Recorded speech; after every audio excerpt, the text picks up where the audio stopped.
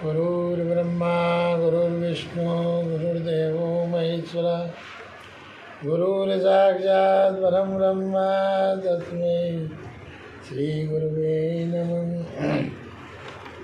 श्री गुरु one के हरिचरणाचितधार श्री स्कंद पुराण कथा गौमती अनुसार प्राणिन को बल देत जो पाप पुण्य अनुसार उनकी कथाय अनुभये मुद मंगल दाना। बोलिए स्कंद भगवान की जय। स्कंद पुराण नागरखंड उत्तरार्ध 1204 ज्ञान मार्ग यात्रा।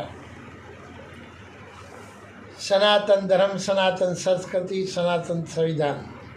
भारत पुराण की शिक्षा कथा दिल में खोजो जीवन जीने का पता। 4 प्रकार के कालमान का वर्णन, दुशील नामक ब्राह्मण का चरित्र तथा दुशलेश्वर की महिमा।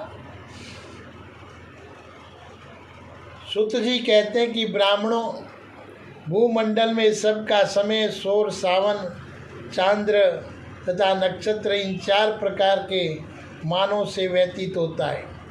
सौर मान से 365 दिनों का एक वर्ष होता है। सावन मान से 360 दिनों का, चांद्रायन मान से 354 दिनों का और नक्षत्र मान से 335 दिनों का वर्ष होता है। सर्दी, गर्मी और वर्षा सौर मान से होती है। अग्निहोष्टम आदि यज्ञ, उत्सव और विवाह ये सावन मान से किए जाते हैं। हे व्याज आदि व्यवहार मल मास युक्त चांद्रमान से होता है और नक्षत्र मान से ग्रहों की चाल होती है। पृथ्वी पर इन 4 के सिवा दूसरा कोई मान नहीं है। इसी मान से देवता, दैत्य और मनुष्य सबका व्यवहार चलता है। जो मनुष्य आटकेश्वर क्षेत्र के 7 शिवलिंगों के आगे इस प्रसन्नता भक्तिपूर्वक पाठ करते हैं, उनकी किसी प्रकार भी अपमृत्यु नहीं होती है।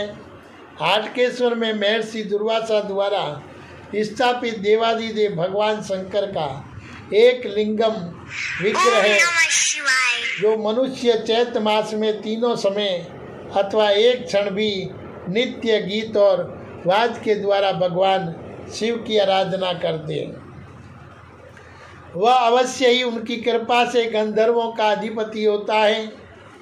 प्राचीन काल में वेदिस नाम का उत्तम नगर में निम्नसूच नाम वाले एक ब्राह्मण रहते थे। वे किसी मठ के अध्यक्ष थे और प्रतिदिन शिवलिंग का पूजन किया करते थे। शिव भक्तों से उन्हें जो कुछ भी वस्त्र आदि वस्तुएं प्राप्त होती थी, उन सब को वे बेच डालते थे। मठ के अंदर ब्राह्मण ही अध्यक्ष थे। आजकल मंदिरों मठों में यजमान अध्यक्ष बन रहे हैं। तो वस्त्र प्राप्त होती थी, उन सब को वे बेच डालते और उनके मूल्य से सोना खरीद लेते। उससे थोड़ा ही खर्च नहीं करते थे, केवल संग्रह ही करते रहते थे। इसे दीर्घ काल के पश्चात उनकी छोटी सी पेटी स्वर्ण से भर गई। निम्नसूत बड़े कृपण थे। घड़ी भर के लिए भी उस स्वर्ण की पेटी को अलग नहीं रखते, सदा अपनी कोख में ही दबाए रहते थे। देवताओं की पूजा करते समय भी उसे नहीं छोड़ते। कभी किसी पर उन्हें विश्वास नहीं होता था। एक समय दूसरों का धन हड़प लेने में कुशल दुशील नामक एक खोटी बुद्धि वाले ब्राह्मण ने पुजारी जी की गतिविधियों को ताड़ लिया और मन ही मन सोचा, इस दुरात्मा को विश्वास दिलाने के लिए मैं इसका शिष्य बनूंगा। चिकनी चुपड़ी बातें बनाकर दिन रात इसकी सेवा टहल में लगा रहूँगा और कभी मौका पाकर निसंदेह अपना काम बना लूँगा। ऐसा निश्चय करके दूसरे दिन वह उनके समीप गया। वे बहुत लोगों के बीच में बैठे हुए थे और उसने विनयपूर्वक प्रणाम करके हाथ जोड़कर कहा, भगवान, मैंने आपकी तपस्या का अद्भुत प्रभाव सुना है। इस पृथ्वी पर आपके समान दूसरा कोई महात्मा नहीं है, इसलिए मैं बहुत दूर से आपके पास आया हूँ। संसार की असारता जानकर मेरे मन में बड़ा वैराग्य हुआ। इस लोक में मनुष्यों का जीवन यौवन बिजली की चमक के समान सहसा विलुप्त हो जाने वाला है।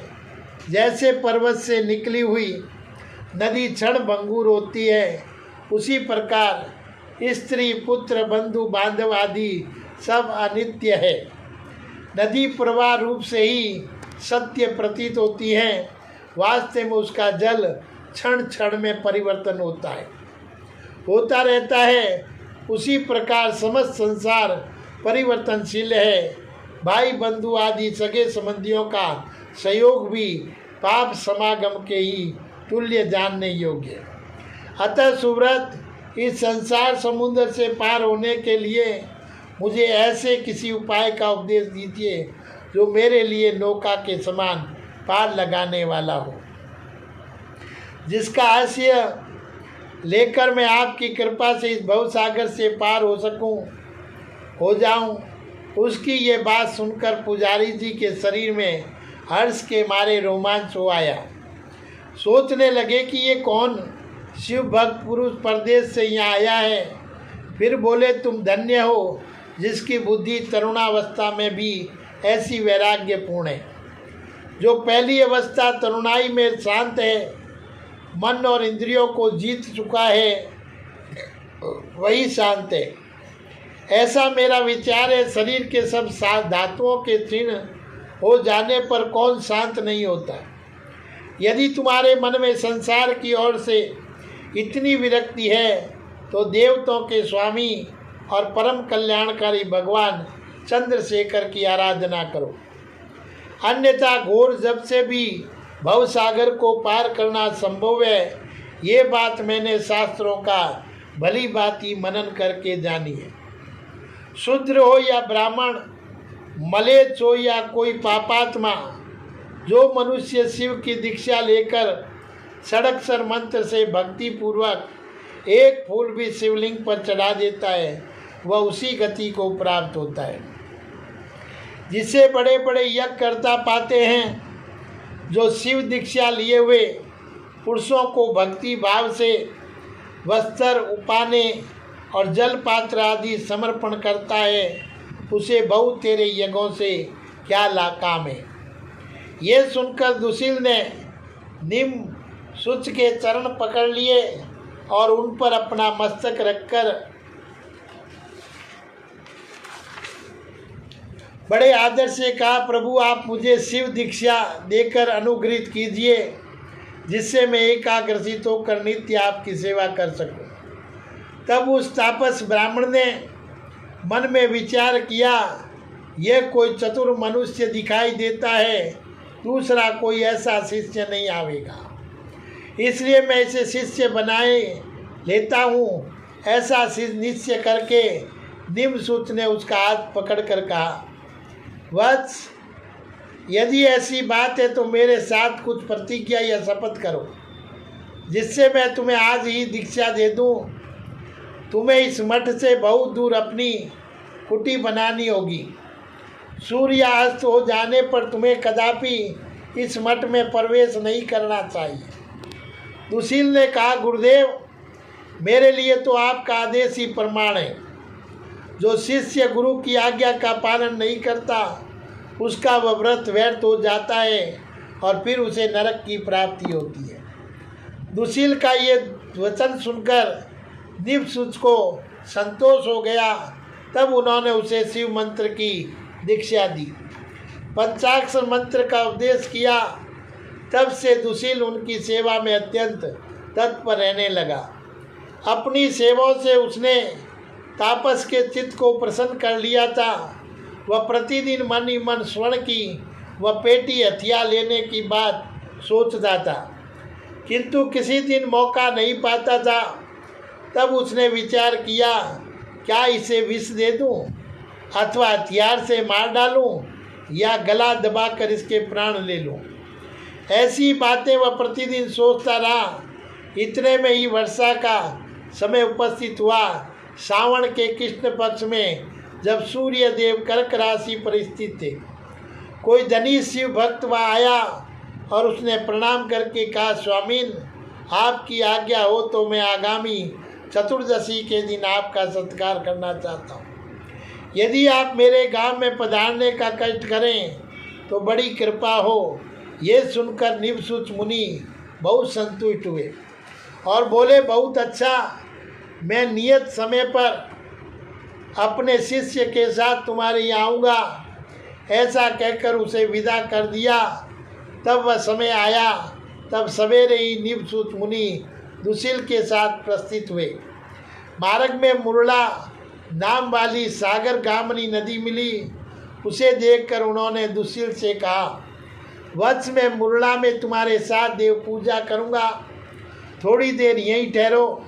जो आज्ञा कहकर दुशील नदी के शुभ तट पर खड़ा रहा।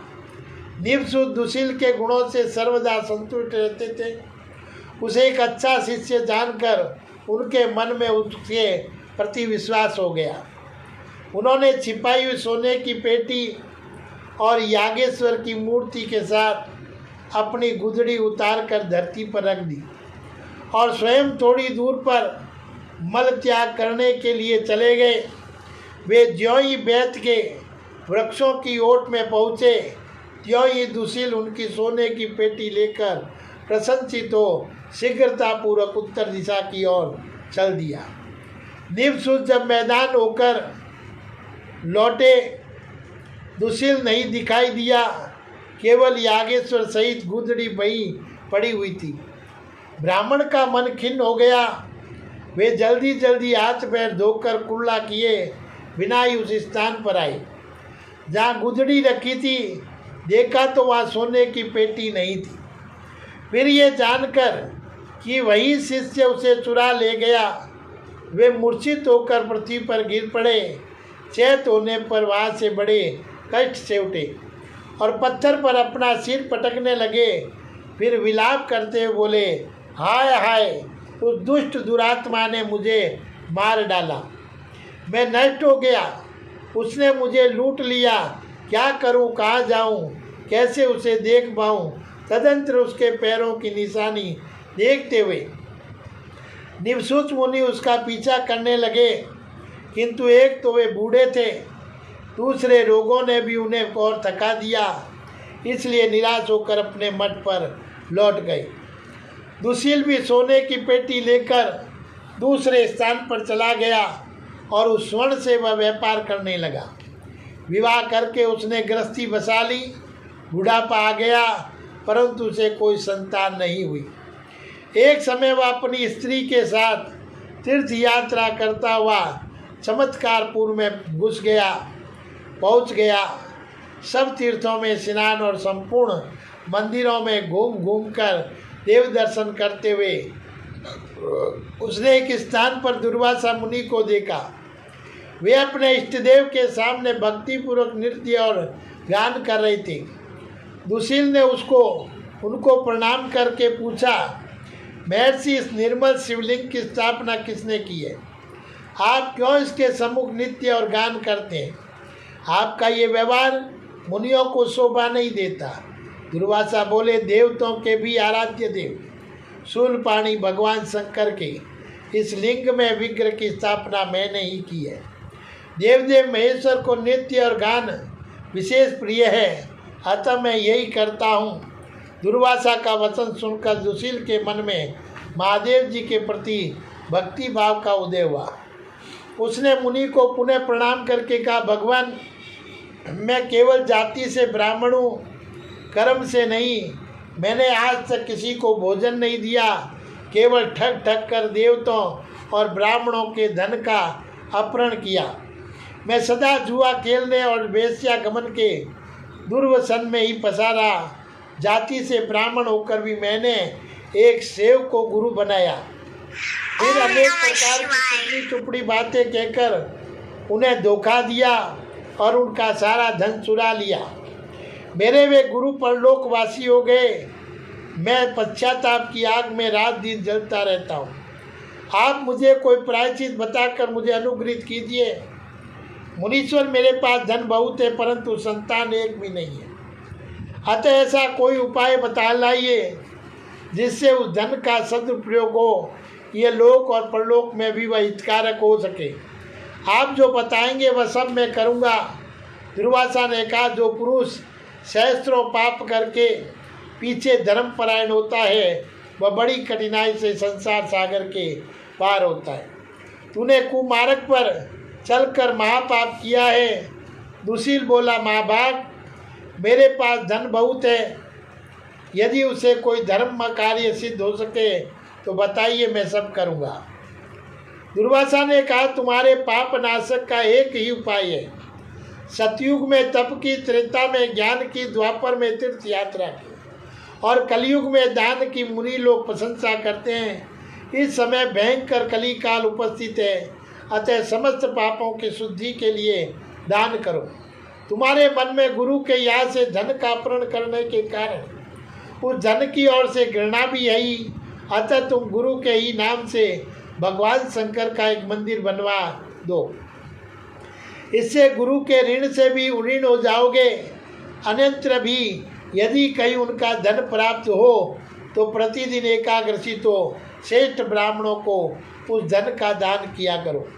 स्वयं अपने लिए भी तिल, पात्र और स्वर्ण का दान करो, जिससे तुम्हारे शरीर से सब पाप दूर हो जाए। दूसरे बात ये कि मैं सुदूरवर्ती कल्पग्राम से सदा चैत्र मास में यहाँ अपने बनवाए हुए शिव मंदिर के दर्शन पूजन के लिए आया करता हूँ, फिर वहीं चला जाऊँगा। ये मेरा सदा का नियम है। अतः मेरे चले जाने पर तुम्हें मेरे बनवाए हुए इस मंदिर में भगवान शिव के स्नान पूजन आदि का ध्यान रखना चाहिए।